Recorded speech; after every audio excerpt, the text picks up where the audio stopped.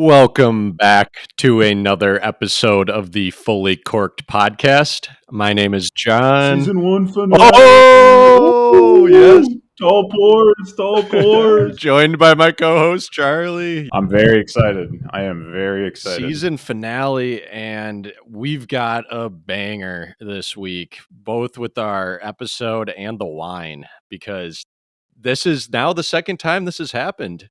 We have had a fan send us a bottle of wine. Yeah, you love to see it. I mean, so what we've got here today, people, is Pike Road Pinot Noir from Willamette Valley. I hope to God you have the same year as me. What year do you have? You want to say it on three? 1, 2, 3. 2022. All right. Yeah. Nice. And just for fun on this last one, I think we will both attempt the blind. So best way to get into it probably will be we both taste it, we reconcile what we think is there, and then we land on a final, call it 3-4 notes, and then we go check the tapes. I love it. Okay, I love it. Cool. Check this pour, by the way. It's a healthy pour. Oh, that's a healthy pour. I mean, yeah, it's Friday night. Cheers, dude. I mean, I know I told you I had plans after this. I'm just going to a movie. That's awesome, dude. I mean, that's more plans than I have. Yeah, so I mean, it's exciting to be here at episode 20. Our back office has been working us to the bone the last 20 weeks, and so now that we're finally here, at one point it seemed impossible, but it's quite a moment, and I'm excited. We'll get into the accommodation for the listener who sent in the bottle, but very excited to try this wine. This is certainly on the more expensive end of the wines we've tried. I'm going to take my first sip here, but I have to say that due to no fault of my own in the shipping process, I was not home to receive the package. I had to then go to a Total Wine, and if you've listened to this pod at all, you'll know that we are Trader Joe's loyalists. Yes. That position was reaffirmed as the correct position in my mind following this visit to Total Wine. So let me tell you what happened, John. I call ahead. I call multiple Total Wines and say, do you have this bottle? I need this bottle. I'll do anything for this bottle. Pay any price. And one says, we have one remaining, and that is all. And that's everything, like within a 25-mile radius, I could find one. And so I'm saying to them, I'm calling them at like noon, like on my lunch break, and I'm saying, I don't know if you guys hold bottles, but like, please hold that bottle because I will be there right after work and I will, I'll pick it up. There's no concerns. And they said, yeah, of course. We'll put it to the side. What's your last name? We'll handle it. So fast forward to after work. I drive to this Total Wine. I walk in. I go to the first person I can see. I'm in a rush. I need this bottle. And I say to them, hi, I called in earlier. I had a bottle put aside under Elliot. And they go, sir, we don't put aside bottles here. No. And so then they're essentially, I mean, my initial reaction is I'm being treated like a donkey now. They're questioning my pretenses. They're making me feel foolish. She did nothing to call the back office or, their management, whatever, to be like, one is, did anyone call in and have this bottle on reserve? Or two, do we even have this bottle? So I'm sitting there and I'm like, well, I have this Total Wine pulled up on my phone. This is your phone number. This is the number I called where somebody did say this bottle's put aside. So, I kind of imagine, even if it's not put aside, could you help me find the bottle? And she just didn't even believe you. Just treats me like a barnyard animal and goes, well, we don't reserve bottles. And so I'm saying, I'm like, okay, understood. But, can you help me get does this bottle exist? Did I call a fake line? Like, I just want the bottle. And then after much pleading, she calls in another guy, like a specialist. And he goes, he brings me the bottle. So I'm over the moon. And then he hits me with, we don't do this. And I'm like, what do you mean? Somebody on the phone told me, I didn't come in here and rewrite your guys' corporate structure and rules. Somebody told me they could reserve it. They reserved it. It clearly was reserved, as evidenced by the fact that the bottle was there. And as I'm like, okay, great, thank you, good to know. And he goes, And definitely don't try that around the holidays. And I'm like, what the hell is going on in here? Like, dude, I'm not some like duplicitous shrew who's angling to reserve bottles and screw people over. I was like, this should be a common practice at a wine retailer. Am I crazy? Am I losing my fucking marbles, John? I mean, Charlie, God. I don't know what the hell got into those Total Wine workers, but we got to stick to Trader Joe's because Yeah. that is Okay. heinous. And that's a good segue too. 20 episodes in. I call it 17, 18 of the bottles have been Trader Joe's. Trader Joe's employees out there, people with Trader Joe's connections, get us in touch with the fine people at Trader Joe's. Yes. We have suggestions, mostly just setting up a wine shipping thing for Trader Joe's. You set a subscription, they ship you bottles. We're happy to manage that. We're happy to cater the selection for various price points. We'll be your point men. And on top of that, we're happy to promote the brand, but we'd love to see, a little love coming back our way. So people out there with connections, get in touch with Jamie, and we'll make it happen. We have a very fair fee structure. Yeah, almost too fair, Trader Joe's. If you can contact with us, you'll be very pleased with the fee structure. Well, Charlie, I'm sad to hear that you had such an issue in Total Wine because aren't you coming off the heels of just like a behemoth of a week of travel? Like the Yes. last thing you want is logistic issues, right? Dude, I had since Wednesday at 6 p.m. I've been on 4 flights. For the listener right now, it's Friday at 8:30 Central Time. And I'm happy you mentioned that because there was a debacle on my first flight. So I'm flying out for work and this will become important. I'm wearing I'm wearing like a waffle long sleeve joggers, just like casual flight wear. Clean though. Yeah, thank you. But not something you could wear into an office when you're there for one day to attend a big meeting. That was kind of my situation, and all of my nice like dress clothes were in my luggage. And so due to some of the issues I've had in the past on flights and not wanting to like I guess weeks back we talked about I had an issue where I brought a carry-on on a flight and then I'm going up and down the aisles like a jackass. Maybe the Total Wine people just listened to that and were like, we have no respect for this man. But I was in seat, I think 24F, but I see in 19, there's an open slot for a carry-on. My rationale here is if somebody needed that, it would have already been filled. These people are already seated. I can take that. And the benefit is I don't have to go wait for anybody behind me to clear out before I get off the flight. So it's perfect. Yep. Put my luggage up there. Flight ends. People start clearing out. And I go to the cabinet over 19 and I see no bag. But I do actually, that's not totally true. I see one bag that looks like my bag and is not my bag. Oh no.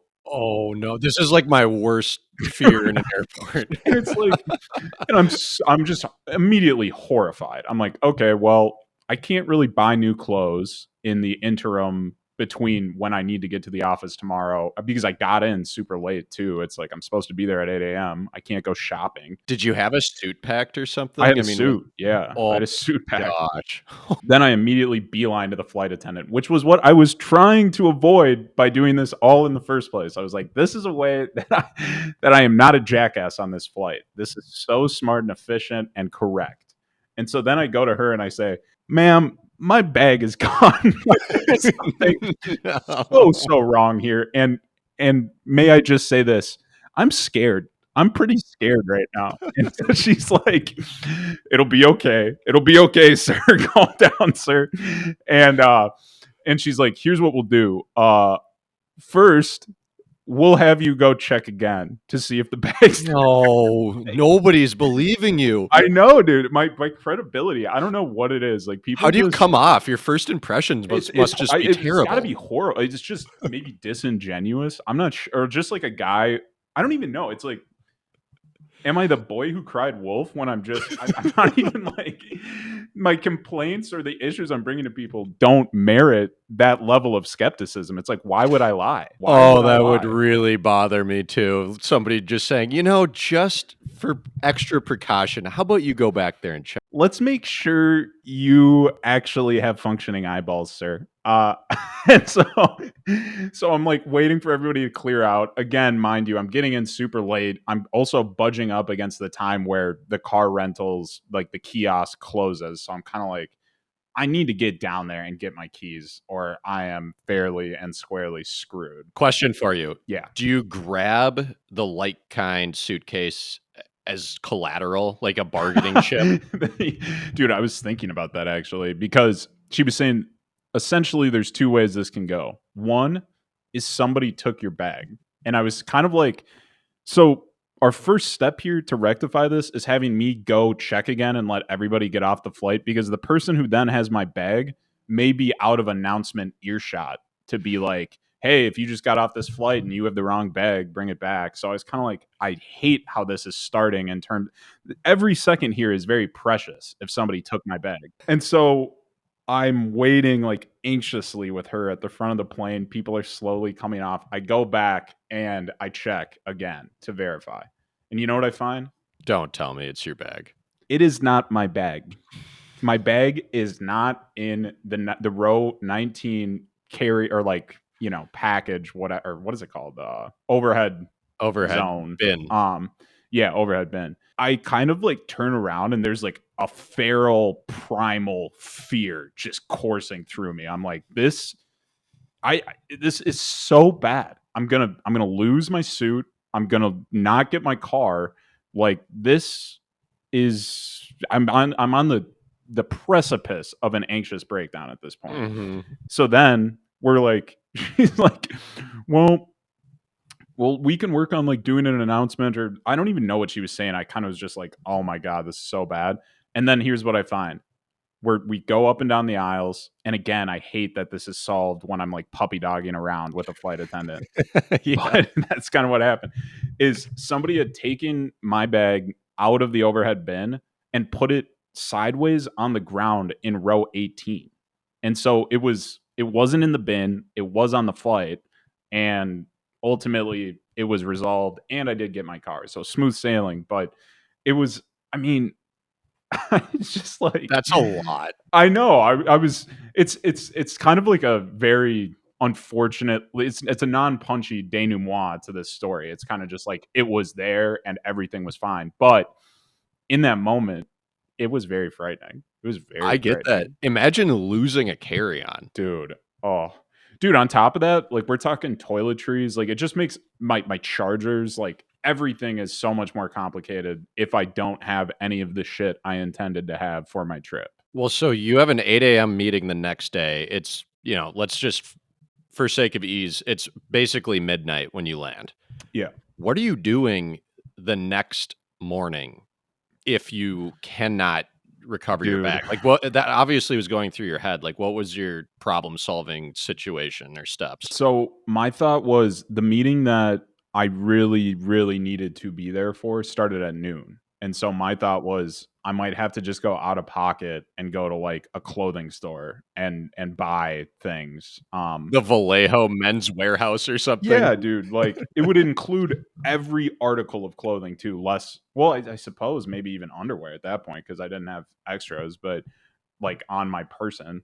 But it just would have been such a disaster and such a kind of, I mean, just a curveball you don't want to have on your business trip. It was very stressful for me in that moment. I'm happy it resolved the way it did. Naturally, on the return flight, which was less like the next day, but not even a full 24 hours later, it was smooth sailing home. But it also I'm getting delayed out of Salt Lake City, Oh, and it's geez. just one of those things where it's very very long day, even with all of the appropriate baggage and everything else. So it's very happy that I ended up in the clear there. What about you? What's been going on in the last week here? Well, within the last 7 days, I did turn a whole 'nother year older, a whole 'nother year wiser. Oh yeah, Palate is getting more and more refined. you beat Father Time again, dude. Yeah, I Congrats. know, another notch, so celebrated accordingly this weekend. Lindy basically showed me out to, like, a really fun Saturday, and then my official birthday was Sunday, and we actually drove up to Napa and did a dinner up there. Nice. just a dinner, which is kind of a cool event in itself. It's a really pretty drive. You have farmland, and then you end up in just these rolling hills with vineyards everywhere. So that was cool. But I was trying to like think back to things that stuck out, and there is one event in particular because there was a lot of anticipation. Probably for the last 2 to 3 years, I've been trying to bring Lindy on a mini golf date. Yes, I can dude. just tell she's not too interested. You know, Yeah. Yeah, I was gonna say that doesn't seem like her bag. it's not met with a ton of excitement. There's alternatives offered. It's just a tough date to get across the aisle. Like, I try to Yeah. push, I Oh, try, and I love that you have remained diligent in this effort, though. This is awesome. I have. I It's think it would be a really 900 fun days in the date. making, dude. Let's go. Oh, no. We're having a technical issue. For those of you that didn't hear me for a second there, I just ripped both my earbuds out of my Yeah. ear. The other reason that I've been pushing mini golf, and maybe even more why Lindy's apprehensive to oblige me, is one of our first dates ever in Chicago occurred at the mini golf course, Really? and I lost What? Were you a bad sport about it? a little bit. Yeah, I blew up on the first hole. Literally hole 1 when we played, like, one of the first dates. I mean, I had been dating her for probably 2 months at this point. So that now that I'm, like, revisiting this is traumatic. It Yeah. was, like, the first athletic thing that I've done with her. Outside, we've traveled together, we ate together, but, like, this was my first time to show her my athletic gifts, and Bro, I wonder why she's apprehensive to go on another one.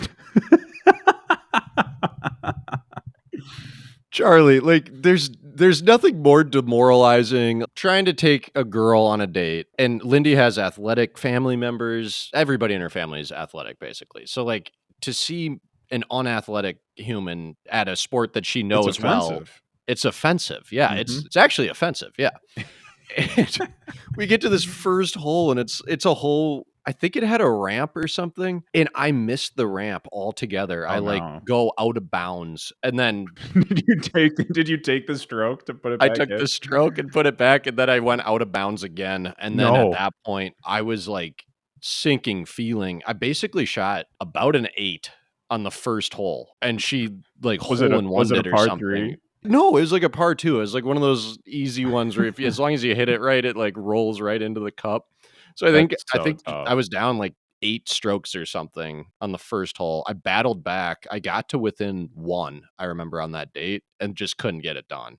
Had Yeah. all the momentum. I needed. And then you didn't talk to her for the rest of the night. You were so Yeah, pissed.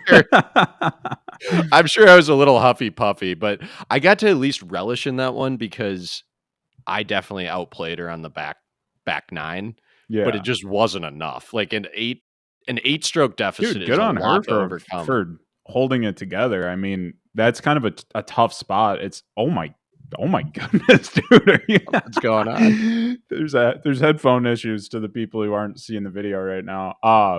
But it's tough. It's tough to be a leader. It's like it's easy to become complacent when you're sitting on a big lead. So Yeah.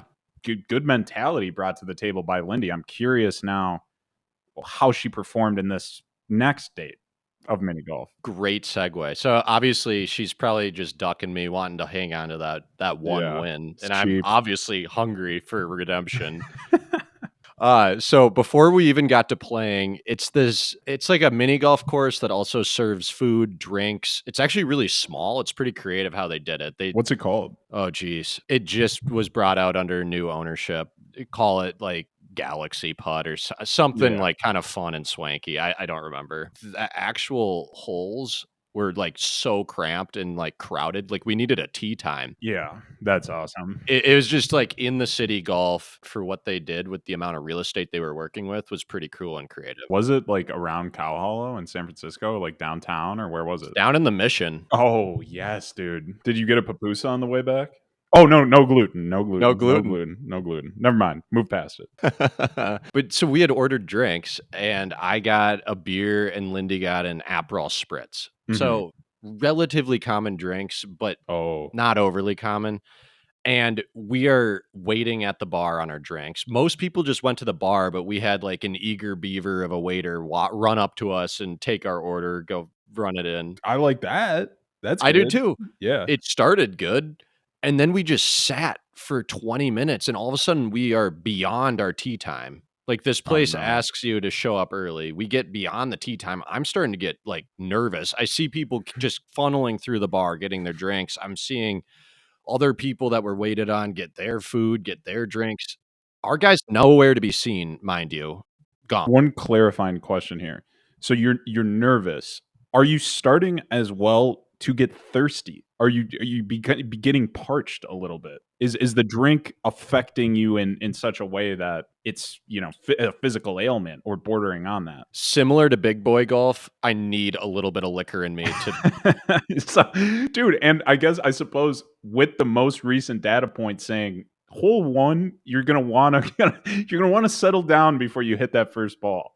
You want that beer. I needed that beer to ease the nerves for sure. And that beer never came. We actually went to our tea time and we were like, can we get 5, 10 more minutes? Like, we don't know what's going on. And they're like, okay, like you have a 5:20 tea time. So they were doubting you a little bit.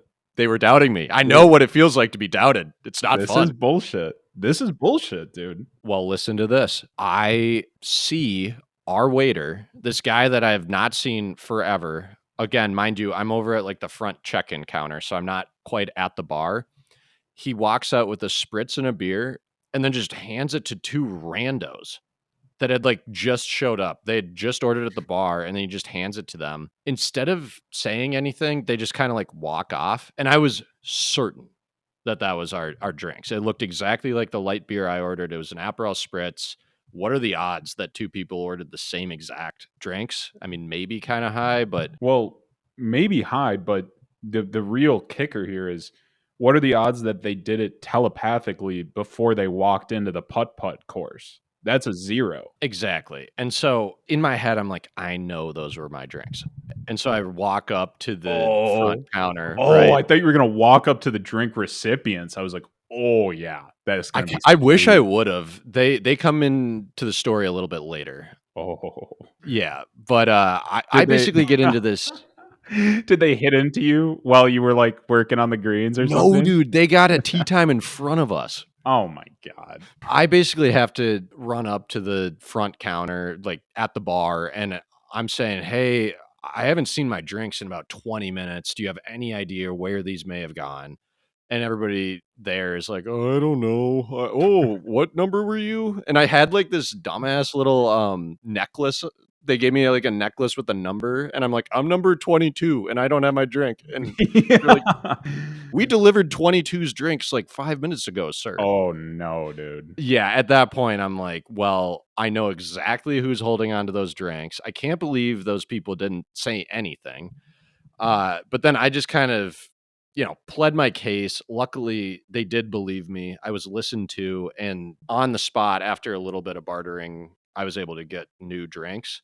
Mhm. And so then we get slotted right behind this couple in front of us that's also drinking a Pilsner and an Aperol Spritz. I overhear the guy say to his girlfriend, "Yeah, they just like really messed up our order. I'm like kind of upset about this." Dude, Say this is I mean, the say amount the lack dude, of like deductive reasoning there is just nuts. It just it blows my mind. Why did he grab the drink then? Like if they got your order so wrong, and by the way, she then tells him, she goes, "Well, just chug that beer and then go get our order from the bar because they clearly messed up." And so they're like bitching and complaining about their drink order, yet they had just taken ours and they're finishing our drinks. They like chugged them by hole one. You know what their drink order did she was? chug an Aperol? Yes, That's yes. not cool. And then he comes back with 2 pineapple White Claws. Oh, it's not even close. It's It's a not mistake even that can't same be ballpark, not even the same sport. Like, Oh, no, dude. I think this is on them. Again, like, yes, the bar This messed up well, and shouldn't have yeah. delivered it to Bar them, is but bar is busy. Bar can make mistakes. That is a mistake that you cannot make as somebody receiving a drink. I agree with you. If it were the wrong flavor White Claw or a different branded seltzer, maybe you're like, they must have misheard me or like they screwed it up. We're talking about two drinks that are categorically different than what Yeah. neither of those are a seltzer. One's a fucking cocktail, one's a beer. What are you doing, you clowns? It, like, made my blood boil. So did you okay, I see where this is going. So you hit into them when they were on the Yes. green. Nice. I was having too good of a day to have any type of controversy, but I Was really, this on really Sunday, to be clear? this was Saturday. Okay. Yeah, this was a day where I was just having a great day. I basically was able to channel all of my frustration and rage into a solid round of mini golf. I'm sure Lindy was thrilled about that. Yeah. Playing her neck and neck, she's not bad. Yeah, oh, I believe it. She's really good at the precision holes, which for whatever reason I suck at. Even though I play a lot of golf, I just apparently suck at putting, which I've always known, but it's hard to, like, suck at putting when there's no green to read. It's just, like, straight on, and it's, can you get it through this, like, little arched hole? And I just hit the wall, you know? Well, I mean, it's probably gotta be tough too when they take away maybe the strongest part of your game, which is just blasting drives 350 dead straight, you know? Attaboy, Charlie. That's a good friend. You're right. I got you, buddy. So, I'll cut to the chase here. The first 9 holes, dead tie with Lindy. I did not blow up Oh, on the first dude. hole. Yes. Wow. Then, next 8 holes, I'm winning by 1 stroke. All I needed was to tie her to win. And before you describe the result of this final hole, I feel it will be important for the arc of the story for the listener and myself to understand, what did this last hole look like? Very straightforward. Oh my God. Where's the creativity at Galaxy Putt, dude? This is trash. So the final hole at Galaxy Putt, it's definitely not the name, but it kind of fits. The final hole is you hit straight on into this, like, call it an obstacle. It's basically just a wood pylon that's just laying on the ground. And you want to stop it either just before the wood pylon, or you want to slightly gently hit the wood pylon, because then you have to take a 90-degree turn and hit up this ramp. It eats your ball and then shoots it up over, like, it's like air pressure. It looks really cool. It actually goes over the entire mini golf course. So all you basically do is just putt your ball into the abyss. And just for understanding, and I'm sure you'll get to this, but let's say you do a nice layup to the pylon. Does this next shot require a level of focus on the speed that you're sending it up the hill? Like, if you go too hard, are you going to backboard off of it? Or can you just kind of send it up and it's going into the galaxy? Such a good leading question, Charlie. I've played some mini golf. I know there's trouble out there. There is. And you've talked about some of your mini golf woes on this pod, and I always thought to myself, that could never be me yelling for, hitting into others. Could never be me. Oh, his famous last words. You can be humbled real quick. I'll lead with the end result.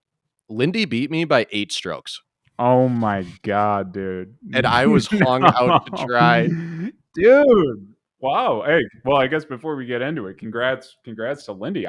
It's wow, 2-0 against you. I haven't played a ton of golf with you, but it's hard to get away with the win. So She's a shark. But yeah, dude, the ultimate blow up hole. I lay up, I just stop it before the pylon. Like, it's actually looking almost perfect.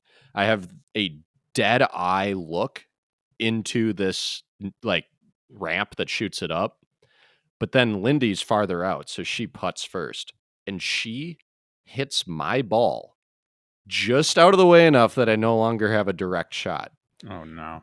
And does she put it down? Like, in addition to knocking yours, she got it up into the galaxy? I was the first to shoot, so I was still closest in. And so we played true golf, or no, I was the farthest out, sorry. So we played true golf rules where furthest out shoots first. So it's basically like my chance to go first and try to, like, hit it up this pylon. I was paying no attention to anybody before me. So I don't know the speed or anything. My first speed I try is, it's like steep. So I just pound the ball. I'm like, this can't possibly backfire that bad. The ball misses the cover that, like, kind of sucks it under. Like, it's a ramp, but then it's a covered ramp. Over the cover. Yes, and then it, like, hits some form of metal and launches back an entire hole into another hole. And mind you, this place is super crowded, so there's been, like, lines on every hole, so I have an audience of at least 6 to 8 people, Did and you they have the just see me. respect to say 4?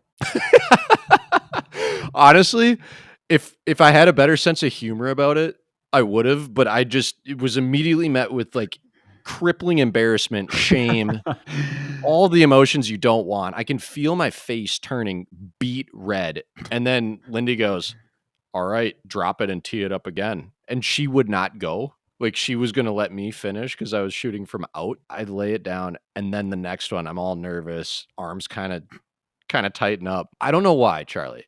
I just hammer it again, and I know. No, dude. I so much prefer that to leaving it short in a way, like, I get it can be a more embarrassing result, but there's nothing more cowardly than just not giving it enough oomph. So this one shoots dead right into where I was teeing off from. So basically into a group of people. I had to like fumble through their legs, like, sorry, sir. You know, I was just humiliating myself. So then I decided to compromise. I'm like, okay, I just need to get this up now. And I think I have to be accurate. I have to just put it up. I tap it this time. Of course, it's not enough. It rolls down and then it hits like the backside, like behind me, and then it knocks behind the pylon. So then I'm two putting to get back to where this pylon is. And then I basically like chunk it one more time because I can't figure this out. Meanwhile, Lindy is not putting. Like, she's just watching me. What is her temperament in this moment? Does she seem saddened? Does she seem offended by your poor play, or is she kind of, hiding a level of glee about an imminent victory? There was a level of calm over her. I think she just genuinely felt bad. It was my birthday. Yeah. Dude. Yeah, God bless her heart. I mean, So, I mean, that's long story short. Finally, I putted it up, and then she just put up with one shot because it's not that hard, and I oh god, licked my dude. wounds. I'm just like, "We need to Uber home." Like, I need to go home. I know we had a night plan, but I'm tired. I know it's my birthday and all, but I'm not feeling in the mood to celebrate anymore. That is awesome. I mean, Yeah. it is unfortunate. I'm happy you did get, your moment of serenity the following day to kind of, get back on track. It's hard. It's jarring, dude. I mean, it's anything that you look at as simple, such as mini golf. I mean, it's just dumbed down real golf. How hard can it be? It is very, very humbling to fail to meet your expectation for yourself in something like that. And now I'm down 0-2. It took 5 years to play my second round, and now I'm down 0-2. So, best case scenario, it's gonna be 2034 before I even have the ability to try to tie her. It will almost be 2040 by the time I'm gonna be able to take the lead in this 7-game series, mind you. I think, I guess my only advice would be you can't change her interest, but what you can change is you can go practice in those 5 years. Make sure you're getting a dub. Because, I mean, if you go down 0-3 5 years from now, Put a there fork might in it. not be a coming back in that No. situation. And I know it's very important for you to, as it is with me, to just win in most It's things. important for me to win. It really matters. I Yeah, wish it didn't matter so much, but it it matters a does. lot. I mean, it just does. My parents, because Lindy and I have birthdays next to each other, they just sent me some money for a joint birthday dinner, and so naturally we go to Benihana's. Nice, dude. Did you get the Samurai's Feast? I got the Benihana trio, Steak, shrimp, and steak, something else? shrimp, and chicken. Yeah, Yeah, that's huge gonna be great. portions. The one thing that did happen at Benihana's is the guy I was sitting next to would have been my worst enemy or pseudo nemesis if I knew him in real life, because this man loved soda. What was he doing with the soda? He had a custom order. Very troubling start. Continue. He sits down and he orders 4 Cokes. 4? 4? Yes, and he was very intentional. He had a special way to drink these in that he would not take them in the normal glasses that they use and fill soft drinks up in. He needed them in the to-go containers. He Like a was telling styrofoam cup. plastic, but yes, and it was Dude. because there was more surface area, so there was more Coke that he could get, and so he ordered 4. And I'm the only reason I'm privy to any of this is because he's, like, explaining this thought process to not only the waitress taking his order, but also his girlfriend that he's sitting with, and he ordered her a Coke too. Just one? Yeah, yeah. Wow, dude. That's like ordering a bottle of wine for yourself and saying she'll have the house red.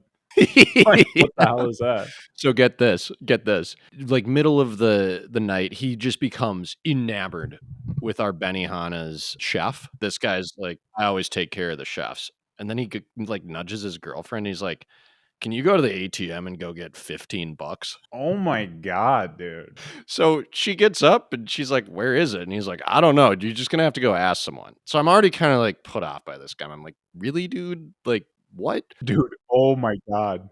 I'm sure this didn't happen, but I'm just picturing this guy because he seems to be coming off as kind of a scumbag.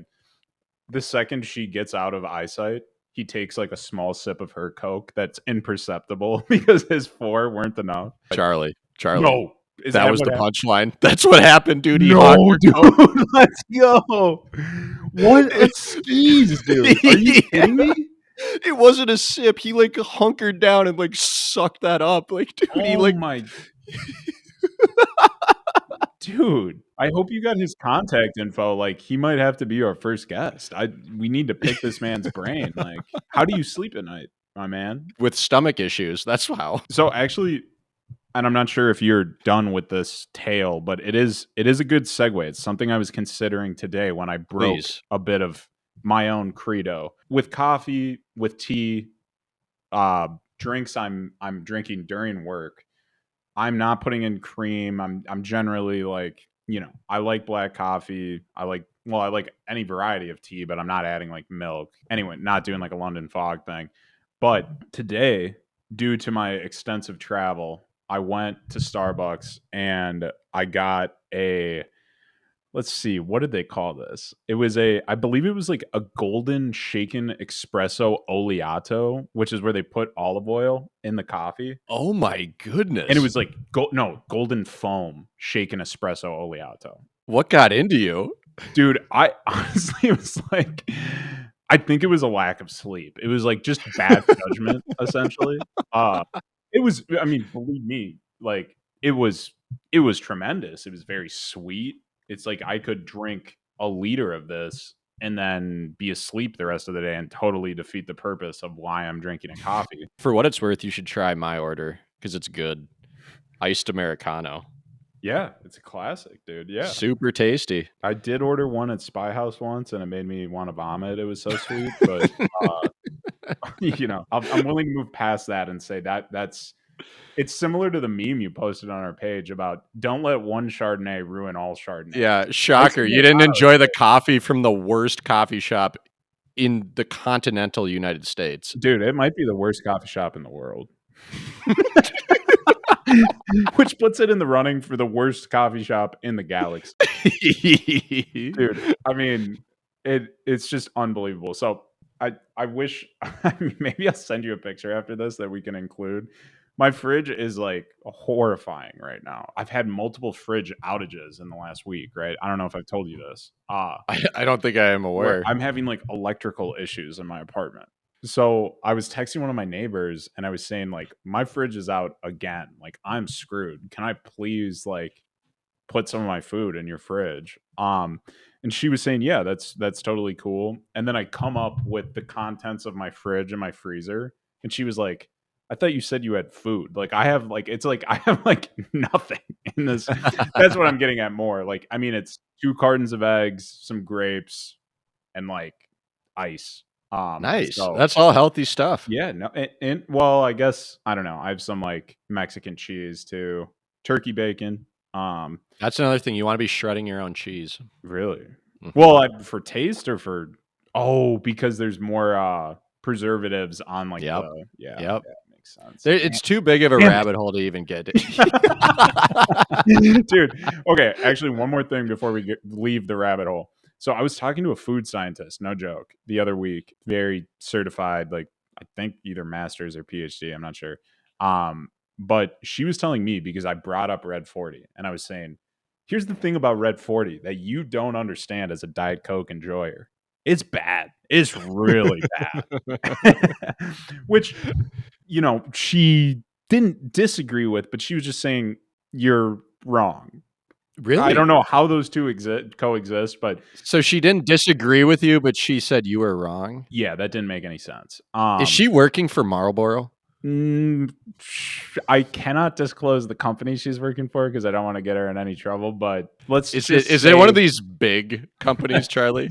let's just say she might have a vested interest in promoting the consumption of Red 40. Oh, good So God.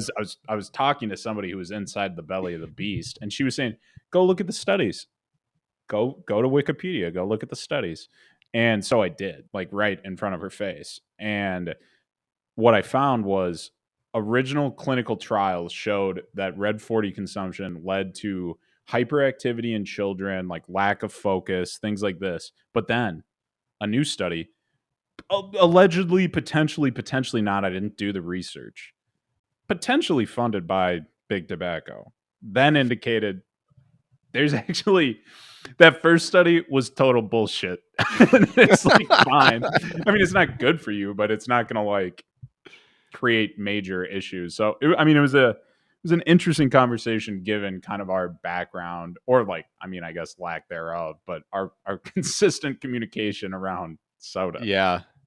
Well, I don't, I mean, if you wanna put your stamp on it and No, tell no, all of no, our oh, no, no, listeners no, that no, no, trust no, you that no. Red 40 is fine to eat. No, no, no, no.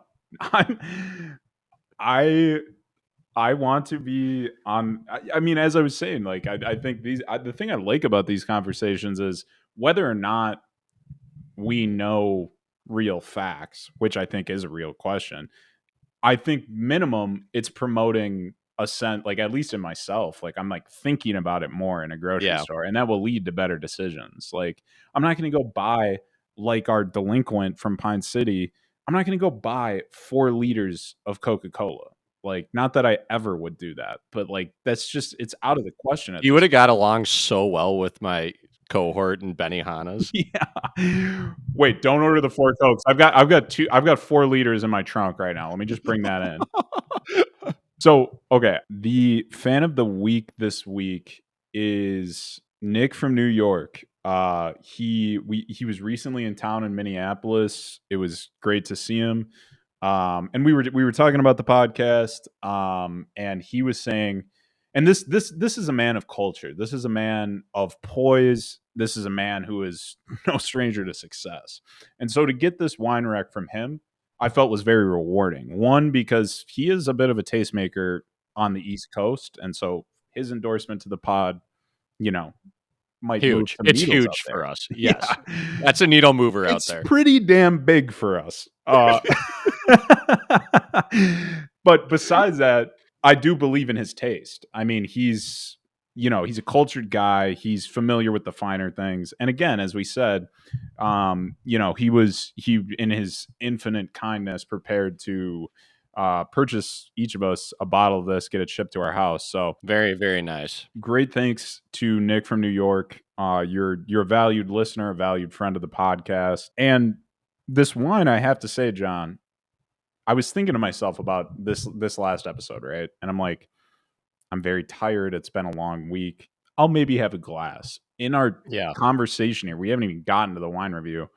I've had 2 going on 3 glass. Like this wine is good. It's Just worth the price delightful. point. It's very It is good. so good. It's like, I think it's probably, depending on where you get it, between 20 and about $25 for a Pinot, an Oregon Pinot. So Oregon's important because your land is not as expensive as Napa. So for all the listeners, if you see Willamette Valley, Oregon, that's amazing for Pinots. It's very similar climate, but because it's an Oregon address, it just does not have the same name brand as Napa. And so, one, they can grow for cheaper, but two, you don't get the markup that might come with like a Napa Valley, or sorry, a Sonoma Pinot, which is like the iconic Pinot Noir from United States.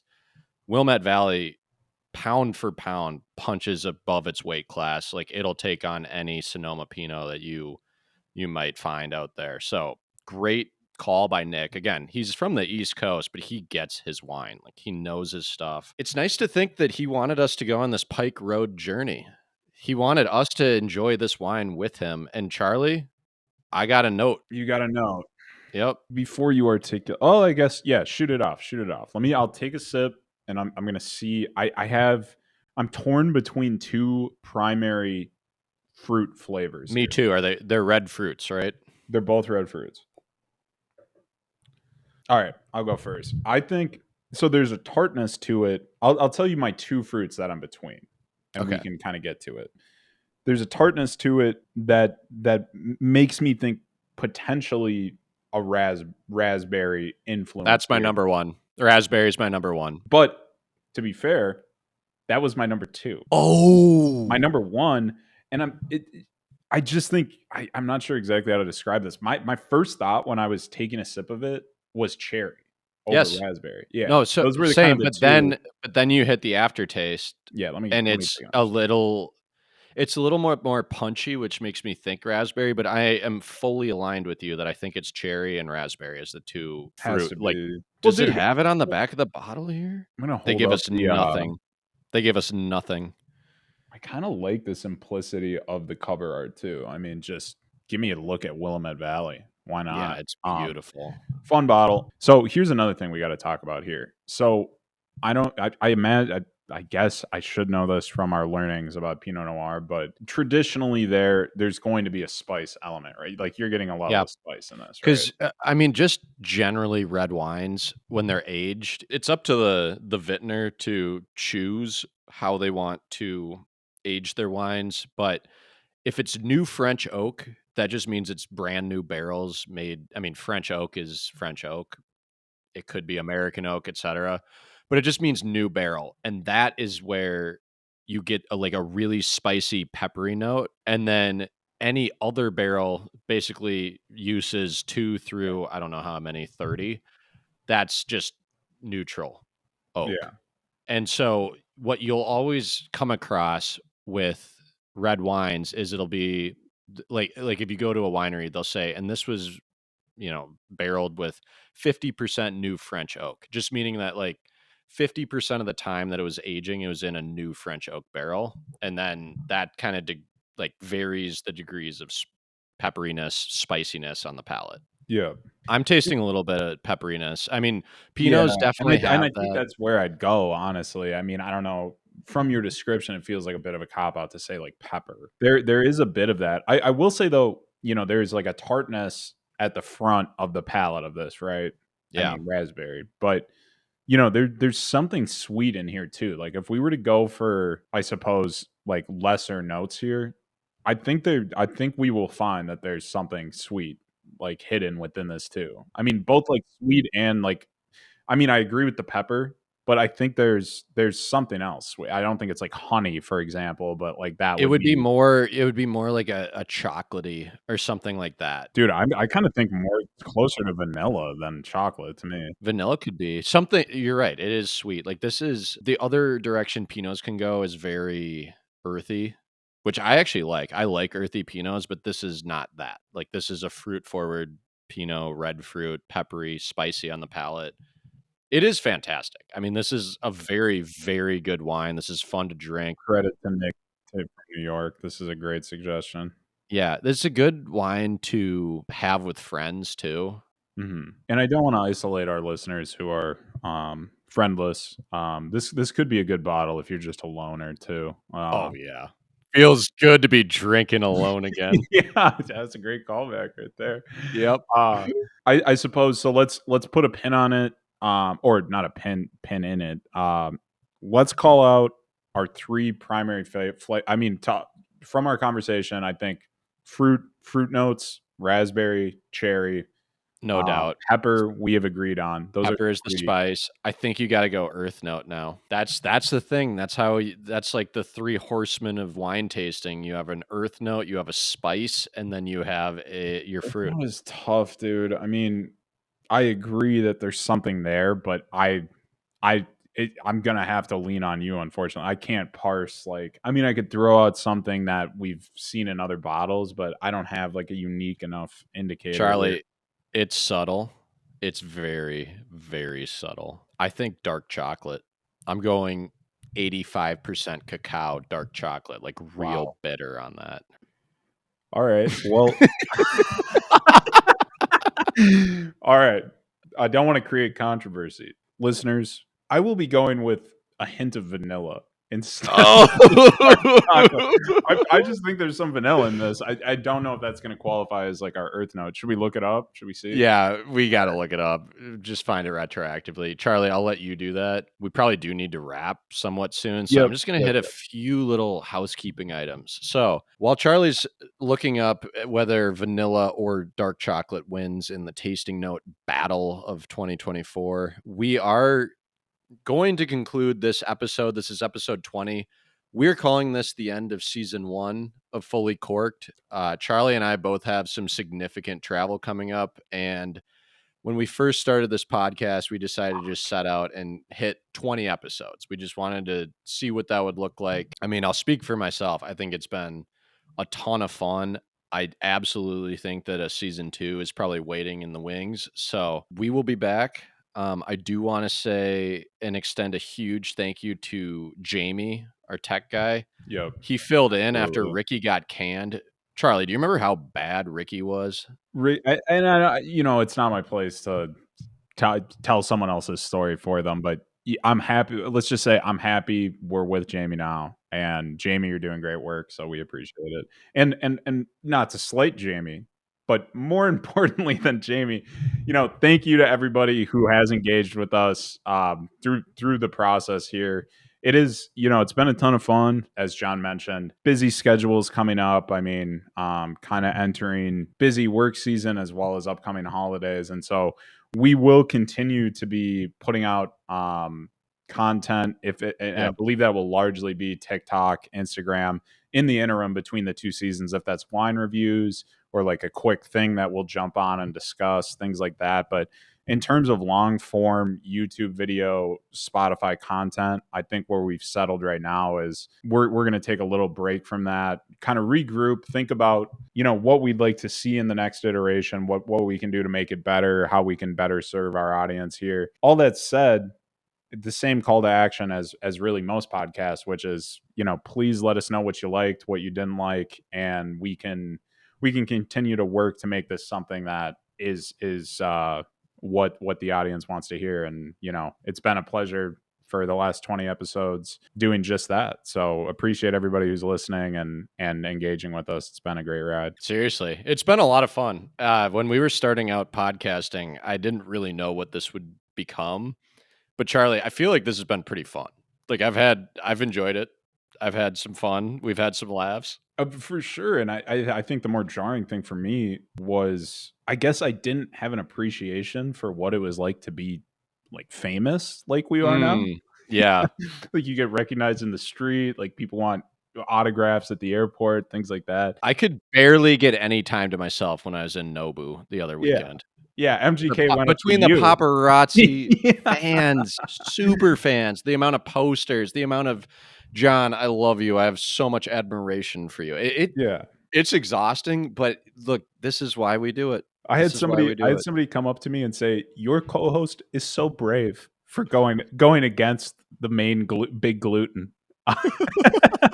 No, Just but feels good to in have a all platform. seriousness, I mean, like everybody who's out there listening, like who you are. It is awesome to get the support, and yeah, hopefully, I'm not sure exactly what the interim will be until we go back to long form here, but we'll come back. We'll We'll come be back back. rested. We'll come back focused. And I think we're only 20 deep, so hopefully we can only go up from here. Anything more to add there, John, before I go to the tasting notes? As well said, Charlie. I think you got to cap this with the final tasting notes of season 1. Okay, here we go. You ready? I am. Drum roll. This is from wine.com. Reputable source. Reputable source. With a range of styles, this is what they're referring to as the tasting notes here. So, number 1, delicate dried cherry. Number 2, raspberry. Wow. Number 3, I don't love this, but it's unfortunately just a reality here. Hibiscus. We missed it. Damn it. So, I'm just going to read the exact thing here because Yeah. I think you'll be pleased with what you hear. With a range of styles from delicate dried cherry, raspberry, and hibiscus to stronger notes of truffle, important coming here, mocha, plum, and spice, a fine Willamette Valley Pinot Noir is a perfect expression of both character and grace. I tend to agree with the description. It is unfortunate to be entering a bit of a break, being so wrong. There's probably like a little bit of vanilla in there. I'm telling you, Charlie, we got actually so much better at this as the Yeah, season went for on. sure. Like, I'm kind of gobsmacked. Like, we went fully blind on this one. I'm relatively gobsmacked. Yeah, dude. Honestly, I feel good. I guess hibiscus. It would have been incredible to get truffle there too. I mean, if we would Dude, have said like if we just would have hit mushroom that. as a whole too, that could have been our earth note that we hit. Mm-hmm. But Mm-hmm. I think in the off season, we'll get our reps and You got to get your reps. We'll get some wine reviews in. I will be sucking gravel. I'll be licking limestone.